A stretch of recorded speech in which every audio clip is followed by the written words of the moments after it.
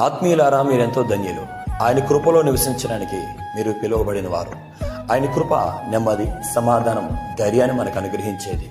మనకు కావలసిన ప్రతిదీ కూడా ఆయన సమస్తమును సమకూడి జరిగిస్తూ ఉంటారు. నీ బిడ్డల విషయంలో, నీ కుటుంబం విషయంలో ఏ సమయమునకు ఏది కావాలో దేవునికి తెలుసు.